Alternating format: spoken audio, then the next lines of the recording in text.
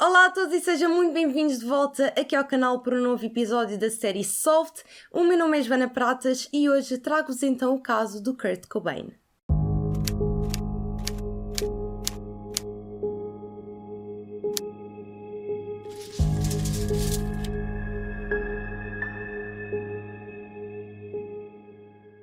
Então, malta, espero que esteja tudo bem convosco desse lado e sejam muito bem-vindos para um novo episódio da série Solved. Se és novo aqui no canal e não conheces a série Solved e Unsolved, são duas séries onde eu costumo de falar sobre casos de crime real e hoje, como prometido no meu último vídeo, trago-vos então o caso do Kurt Cobain, que para quem não sabe, era então o vocalista da banda Nirvana. Para quem não conhece o Kurt Cobain e não conhece os Nirvana, se calhar não sabe isto, mas o Kurt Cobain suicidou-se há uns anos atrás e portanto, desde sempre que se diz que foi um caso de suicídio. No entanto, como vocês devem calcular, existem inúmeras teorias da conspiração à volta da morte do Kurt Cobain e hoje eu venho falar-vos sobre uma teoria muito específica, sabem, que é a teoria de que foi homicídio. Existem várias, mas eu pessoalmente acho que não são muito interessantes, simplesmente não fazem sentido nenhum e portanto quero concentrar este vídeo apenas nesta teoria porque acho que realmente é interessante e acho que acaba por colocar todo o caso numa outra perspectiva que eu pessoalmente considero muito interessante e que quero muito partilhar convosco.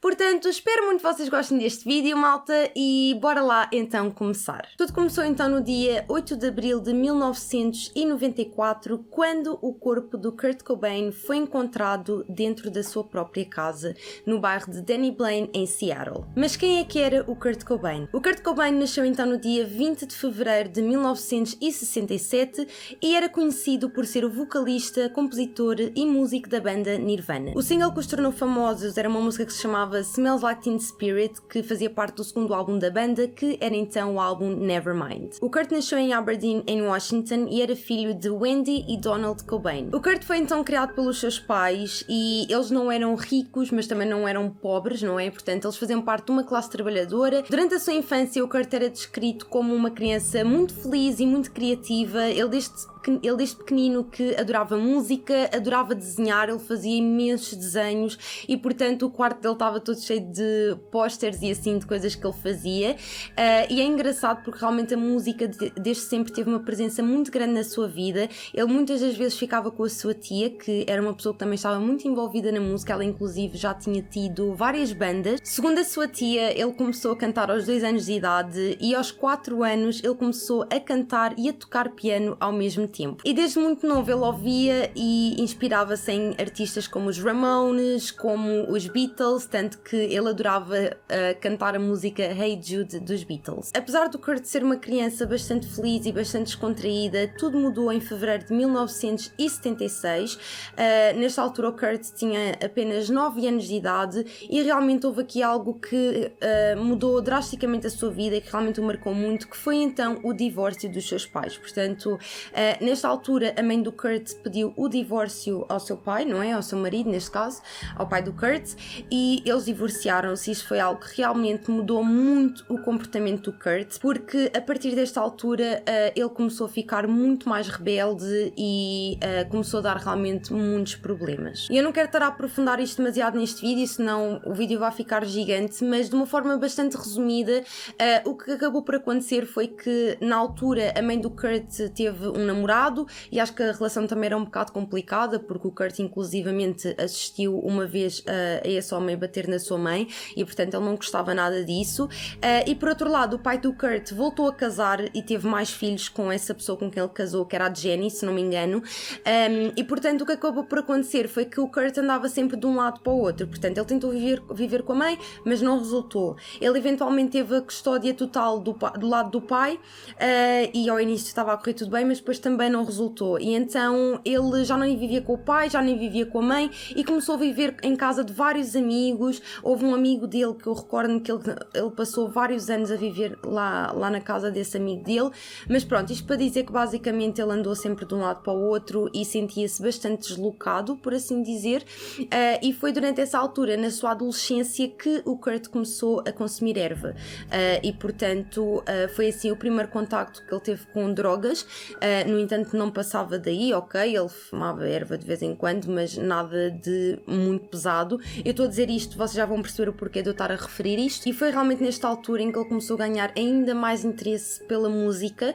Ele, aos 14 anos de idade, teve a sua primeira guitarra e foi mais ou menos por volta dessa altura que ele começou a escrever as suas próprias músicas. No final de 1986, o Kurt mudou-se para um apartamento e esse apartamento ficava a cerca de 30 e poucos quilómetros de Aberdeen, portanto onde viviam os seus pais, e nessa altura ele ia várias vezes a Olímpia para ouvir bandas rock. E foi nessa altura então que ele começou um relacionamento com uma mulher que se chamava Tracy Marander. Eles tiveram um relacionamento bastante próximo, no entanto também tinham muitos problemas porque eles tinham várias dificuldades financeiras e eles nesta altura estavam a viver juntos, atenção, e isto acontecia porque o Kurt muitas das vezes não estava em casa, saía para se ir divertir, e enquanto isso a Tracy trabalhava num refeitório do aeroporto internacional de Seattle e ela basicamente é que se sustentava a si mesma e ao Kurt. O Kurt passava a maior parte do tempo a dormir até tarde, a ver televisão e a focar-se nos seus projetos de arte, seja música ou desenho, e a Tracy estava constantemente a insistir com o Kurt para que ele arranjasse um emprego,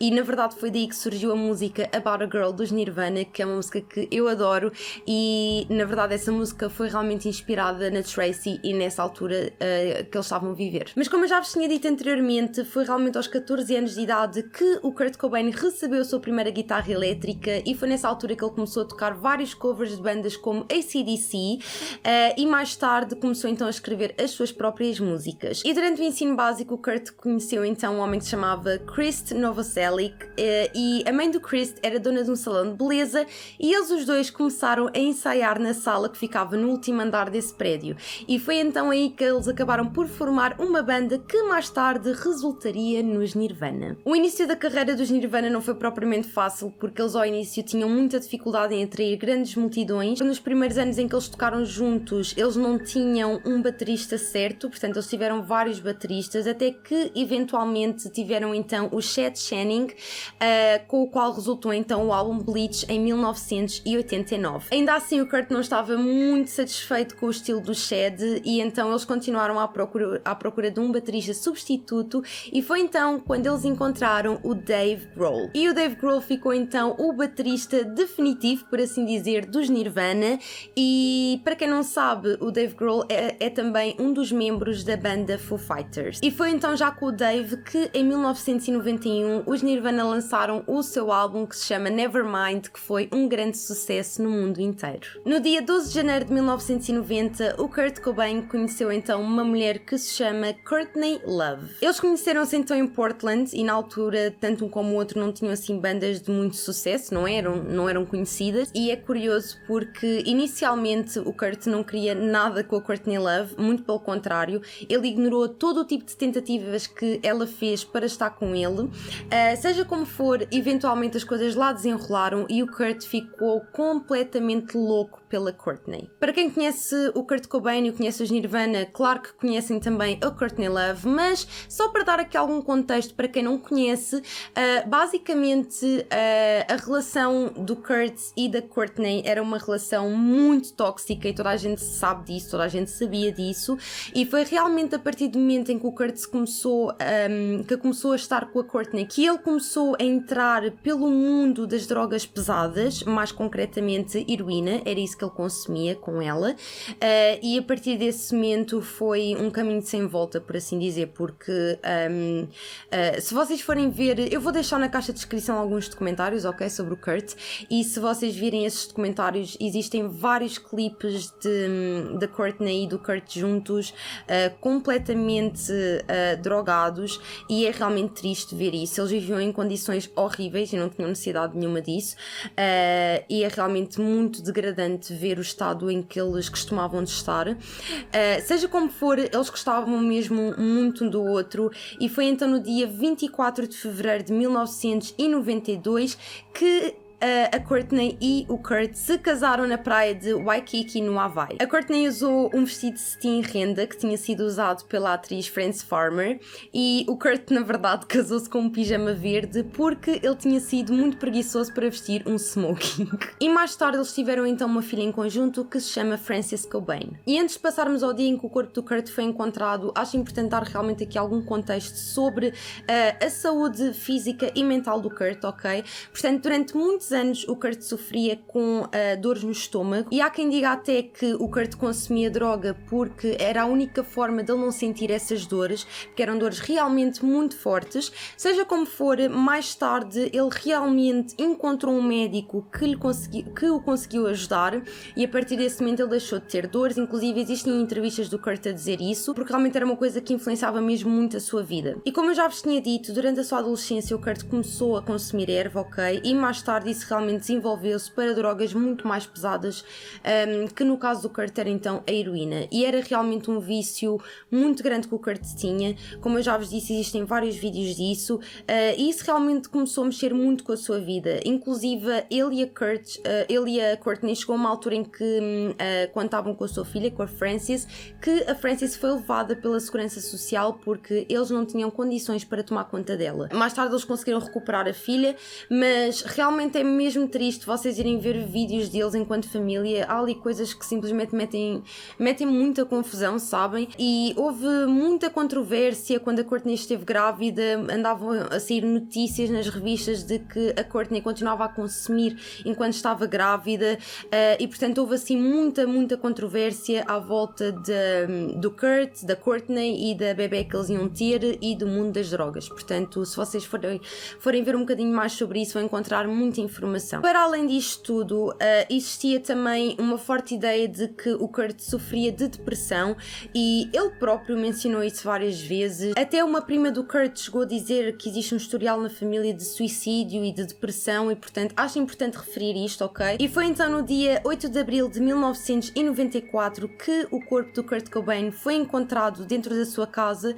no bairro de Danny Blaine, em Seattle, pelo eletricista Gary Smith, que tinha chegado para instalar um sistema de segurança. Quando o corpo foi encontrado, era possível ver que o Kurt tinha levado um tiro e a arma estava no local e ao seu lado estava também uma carta de suicídio. Quando foi feita a autópsia, foi encontrada uma grande quantidade de heroína e vestígios de Valium e, segundo o médico legista, o corpo do Kurt já estava lá há alguns dias e portanto, estima-se que ele tenha falecido no dia 5 de abril de 1994 com apenas 27 anos. No dia 10 de abril foi então feita uma homenagem pública em Seattle Center e mais tarde, no dia 31 de maio de 1999, foi feita uma última cerimónia para o Kurt, que contou então com a presença de pessoas mais próximas como a Courtney, como a Tracy e a sua filha Frances, e nessa cerimónia a Frances espalhou então as cinzas do Kurt Cobain no riacho McLean em Olímpia, que era uma cidade muito importante para o Kurt porque ele costumava dizer que foi realmente em Olímpia que ele descobriu a sua verdadeira musa artística. De uma forma muito resumida, quando a polícia chegou até ao local, eles disseram logo que tinha sido suicídio, tanto que no próprio dia já existiam várias notícias pelo mundo inteiro a dizer que o Kurt Cobain se tinha suicidado,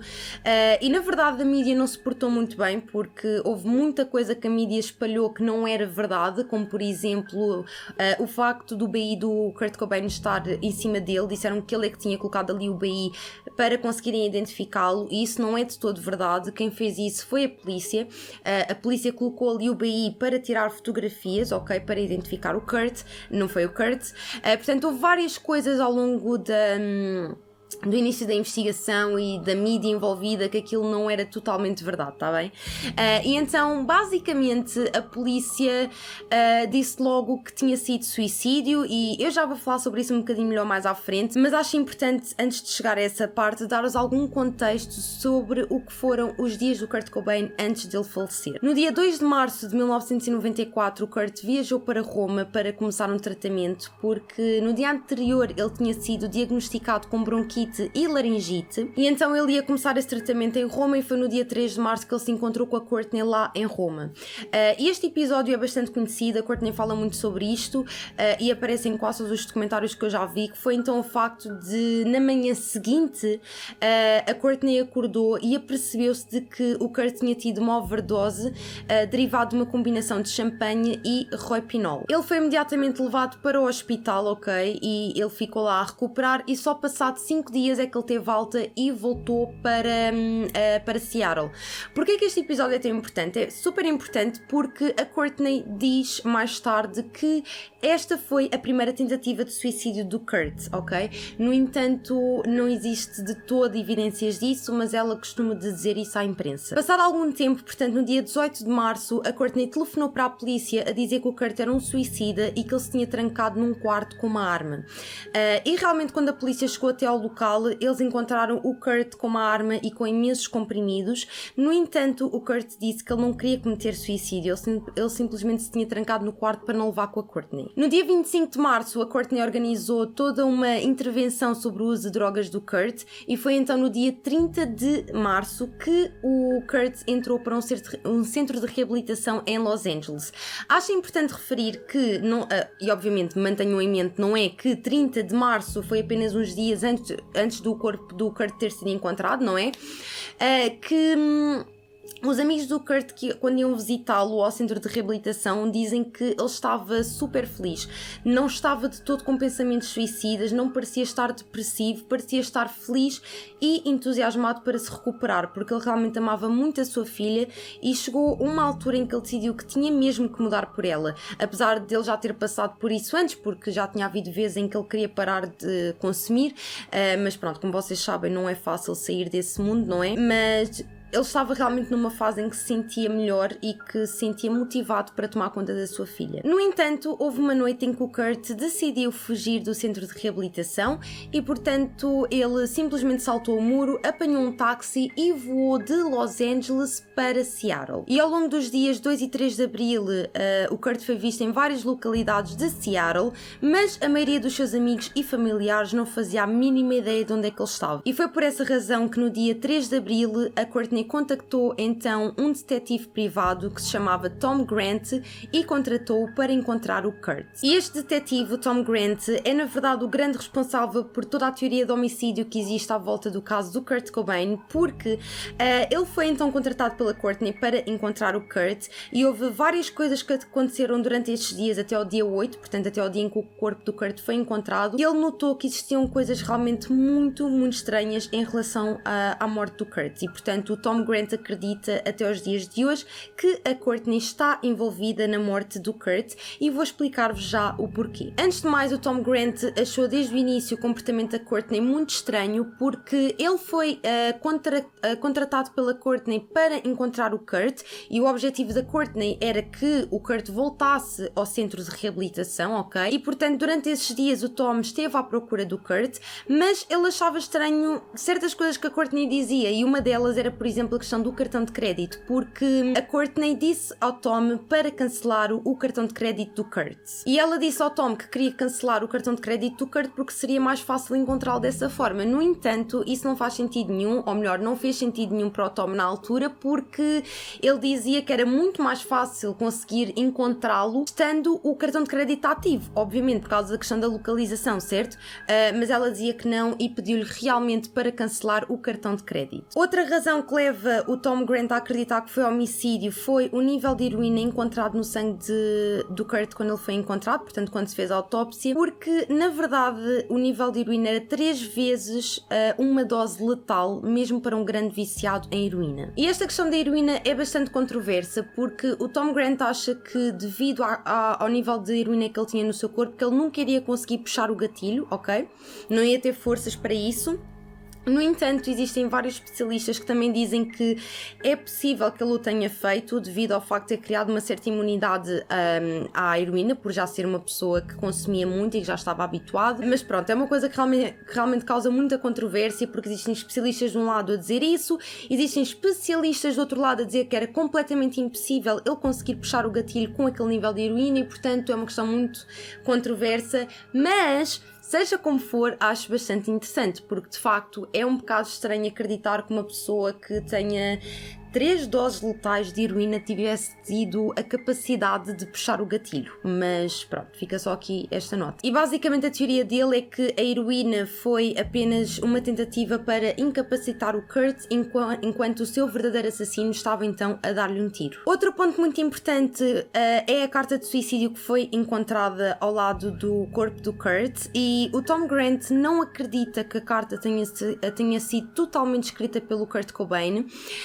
Eu já vos vou ler a carta muito rapidamente, está bem? Mas antes disso vou só explicar-vos os pontos que ele fala então. Ele acredita que a parte inicial da carta foi escrita pelo Kurt e basicamente no início da carta ele fala sobre deixar o negócio da música, e que a última parte da carta, que é a única parte da carta que implica suicídio, que ele acredita que foi escrita então por outra pessoa. Mais uma vez, é uma coisa muito controversa, existem especialistas que viram a carta que acreditam que mais pessoas escreveram a carta, portanto que a caligrafia não é só a caligrafia do Kurt, mas também existem outros especialistas que dizem que foi tudo escrito pelo Kurt, e há outros especialistas que dizem simplesmente que não é conclusivo. Portanto, mais uma vez é uma evidência também que pronto, não diz assim muito. E um ponto que acho muito importante referir, que ainda não disse neste vídeo, é que pessoas muito próximas do Kurt diziam que ele se queria divorciar da Courtney e que a Courtney sabia disso, que eles se iam divorciar, e outras pessoas também diziam que ele queria largar a indústria da música. Acho importante dar algum contexto, porque imaginem, o Kurt Cobain era um artista que adorava música, adorava os seus fãs e tudo isso, mas ele odiava a fama. Aliás, via-se perfeitamente que ele era uma pessoa bastante simples, até mesmo pelo sítio onde ele vivia e isso tudo. Ele não era uma pessoa que ligasse ao estilo de vida, percebem o que eu estou a querer dizer? Ele era uma pessoa super descontraída, muito simples. Ele realmente odiava essa parte do trabalho dele, era a parte da fama e isso tudo.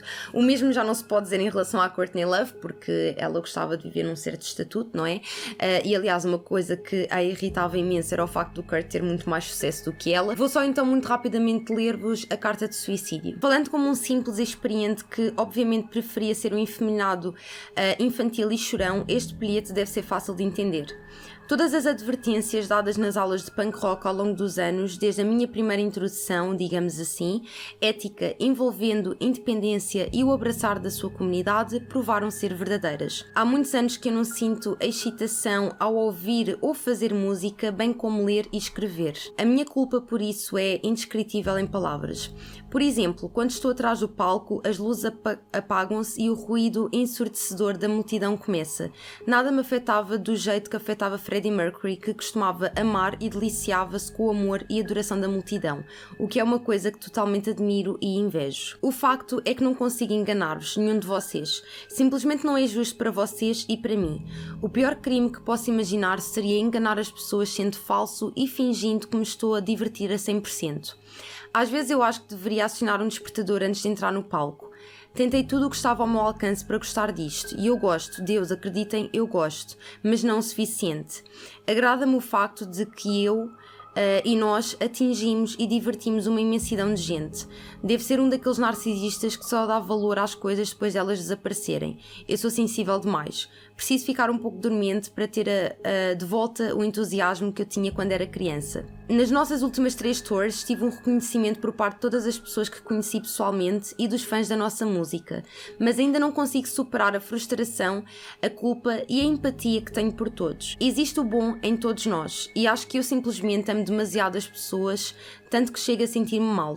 O triste, sensível, insatisfeito, pisciano, pequeno homem de Jesus. Porquê é que simplesmente não aproveitas? Eu não sei. Eu tenho uma esposa que é uma deusa que transpira ambição e empatia, uma filha que me lembra imenso como eu costumava ser, cheia de amor e alegria, que beija toda a gente que encontra porque todos são bons e não lhe vão fazer mal. Isto aterroriza-me a ponto de eu mal conseguir funcionar.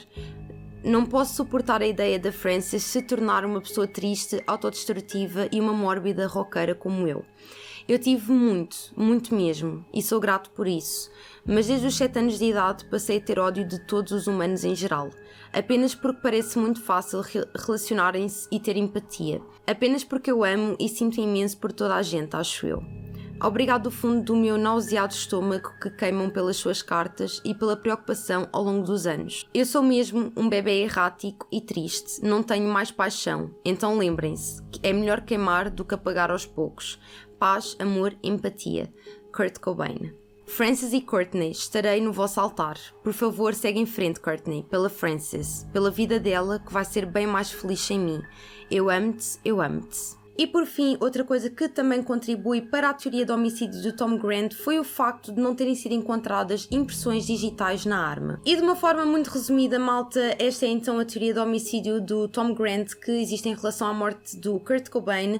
O Tom Grant acredita mesmo que a Courtney contratou alguém para assassinar o Kurt Cobain. O motivo para o Tom Grant era mais do que claro, tinha a ver com dinheiro e com status, por assim dizer, não é? Porque ela sabia que o Kurt se iria divorciar dela e, portanto, ela decidiu assassinar o Kurt. Muito honestamente, eu desde sempre ouvi que o Kurt Cobain tinha cometido suicídio e, portanto, cresci a acreditar nisso, não é?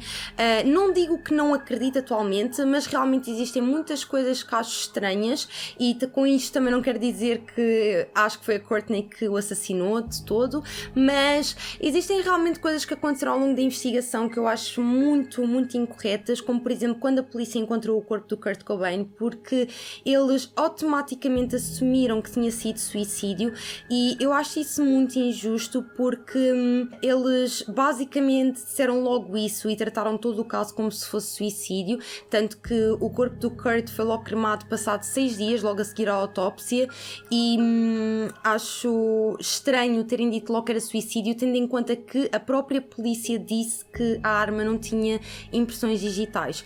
Ora, isso para mim é a cena mais estranha, é a parte das impressões digitais e a parte da heroína, não é? O nível de heroína que ele tinha. Pelo menos para mim não faz qualquer tipo de sentido como é que uma pessoa comete suicídio e não existem qualquer tipo de impressões digitais na arma. Eu acho que isso não faz sentido absolutamente nenhum. E é curioso porque num dos documentários que eu vi sobre o Kurt, apareceu um homem a dizer que tinha sido contratado pela Courtney Love. Então basicamente ele conta que a Courtney o contactou e que tentou contratá-lo para que ele matasse o Kurt Cobain e que fizesse parecer suicídio, só que ele na altura acabou por não fazê-lo e deu o contacto de alguns amigos dele. Se é verdade, se não é, eu não sei, mas ele disse isso. E a verdade é que passado algum tempo ele morreu atropelado por um comboio. E não existe grande informação sobre isso, só sei que ele morreu. Pronto, e então acho tudo assim muito estranho. Acho estranho também o facto da Courtney ter contratado um detetive privado na altura em que o Kurt estava desaparecido.